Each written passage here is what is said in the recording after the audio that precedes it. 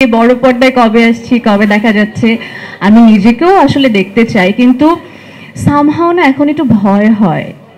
আমার কাছে মনে হয় যেভাবে আমাদের নাটকে এত ভালো ভালো অভিনেত্রীরা সিনেমা করছেন, অ্যান্ড তাদের একটা সিনেমা বের হওয়ার আগেই তাদেরকে দেখা যাচ্ছে কিছু মানুষ বলছে যে নাটকের অভিনেত্রী, নায়িকা, এই ধরনের মন্তব্যগুলো না আমাকে অনেক ডিমোটিভেট করে। সো আই রিয়েলি হোপ আপনারা এটা করবেন না, কারণ আমাদের আর্টিস্টরা তো আসলে এক একটা পর্যায় থেকে আরেকটা পর্যায়ে যেতে চায়।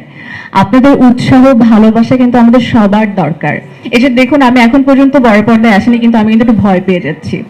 অ্যাট দ্য সেম টাইম আমি আমার বাকি সব নাটকের আর্টিস্টদেরকে বিগ স্যালুট জানাই, because they have all the courage, এবং তারা এই প্রশ্নগুলোর সম্মুখীন হয়েও হার্ডওয়ার্ক করে তারা সামনে এগিয়ে যাচ্ছেন, এবং আমি তাদেরকে অনেক অনেক মানে স্যালুট জানাই। And at the same time আমি আপনাদের সবাইকে বলতে চাই, আমরা সবাই না সবাইকে সাহায্য করি, উৎসাহিত করি, পাশে থাকি, সাপোর্ট করি, এভাবেই তো আমরা আসলে সবাই একদিন বড় হব।